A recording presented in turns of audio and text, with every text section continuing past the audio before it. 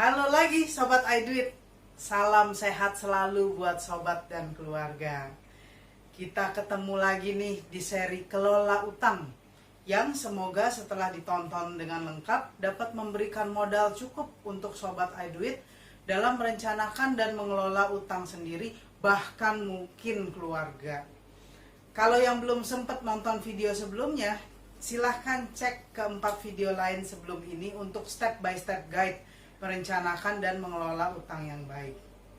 Kali ini kita akan membahas tentang bagaimana menghitung cicilan. Ada banyak orang yang ngeluh gini, perasaan bunganya cuma sekian, tapi kenapa ya aku jadi bayar cicilannya banyak banget? Jangan-jangan orang kreditnya error tuh ngitungnya. Daripada seuzon, mending cek dulu deh di sini. Menurut pengalaman, ternyata yang banyak tuh yang lupa bahwa pembayaran bulanan itu sudah termasuk cicilan pokok.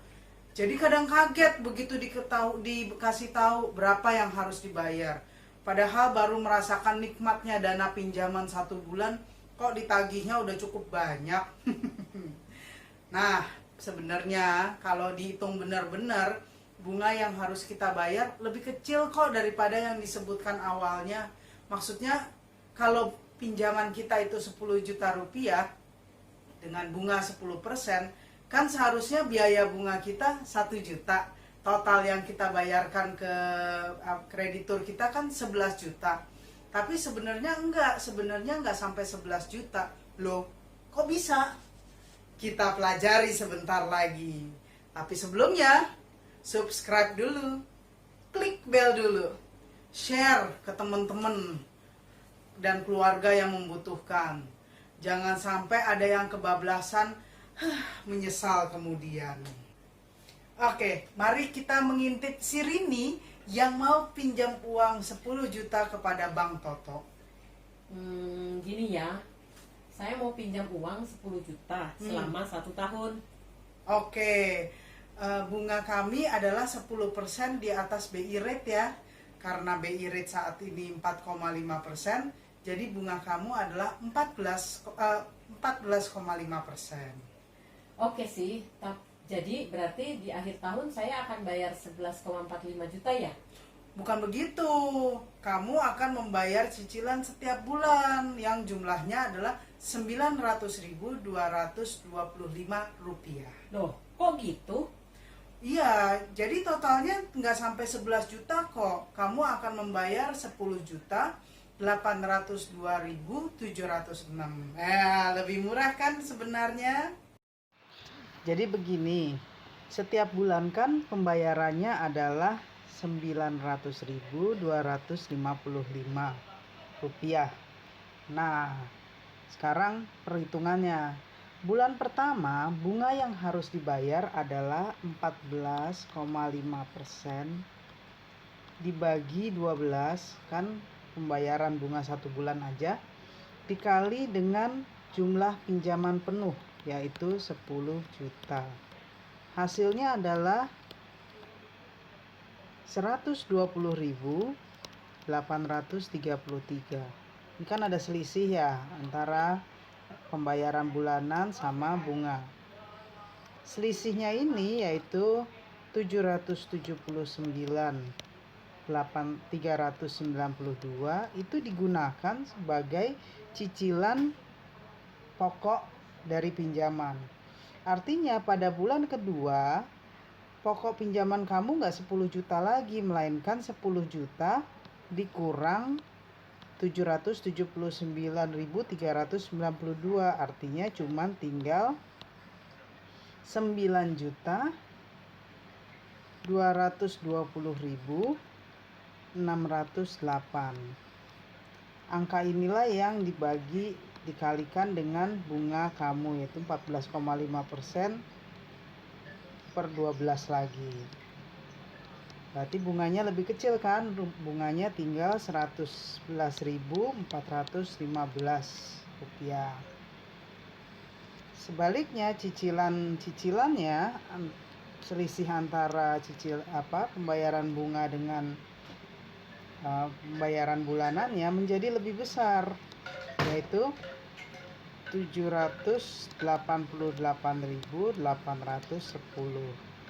Berarti kamu mencicil pada bulan kedua itu lebih banyak daripada bulan pertama untuk pokok pinjaman.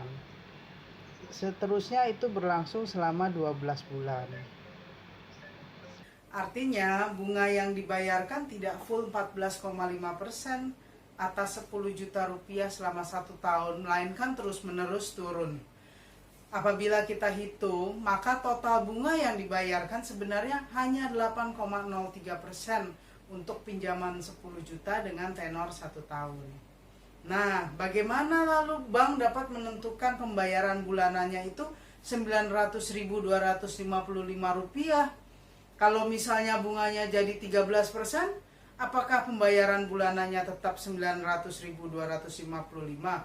Ya enggak. Bagus sekali pertanyaan kamu.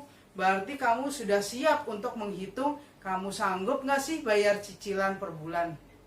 Nah, iDuit sudah membuatkan untuk kamu Excel yang dapat kamu gunakan untuk menghitung pembayaran bulanan kamu. Silahkan download dari link yang tercantum di deskripsi video ini. Kamu tinggal memasukkan detail pinjaman kamu ke kolom-kolom yang berwarna biru. Misalnya, Rini tadi mau pinjam 10 juta. Masukkan 10 juta ke bawah jumlah pokok pinjaman. Lalu suku bunganya 14,5%. Tinggal masukkan ke tingkat suku bunga per tahun. Yakinkan angka itu adalah angka bunga per tahun ya. Jadi kalau misalnya disebutkan 2% per bulan, berarti kalikan dengan 12 bulan dulu, sehingga angka yang dimasukkan harusnya adalah 24%. Dan terakhir, masukkan tenor atau jangka waktunya di dalam bulan. Jadi kalau tenornya 1 tahun, masukkan angka 12. Begitu selesai, kamu akan langsung dapat melihat kolom-kolom berwarna merah. Jumlah pembayaran bulanan atau cicilan bulanan yang harus kamu bayarkan adalah 900.225 sama dengan contoh di atas tadi. Lalu kamu juga langsung tahu berapa sebenarnya jumlah uang yang kamu bayarkan kepada kreditur. Dalam contoh ini adalah Rp10.802.706. Artinya ada Rp802.706 yang dibayarkan sebagai imbalan untuk kreditur meminjamkan dananya. Jadi yang bisa kita sebut sebagai bunga yang sesungguhnya atau bunga efektif itu adalah 8,03%. Kita juga bisa ngecek sisa pokok pinjaman kita di bulan tertentu. Misalnya pada akhir bulan keempat, sisa pokok pinjaman kita adalah Rp6.825.469.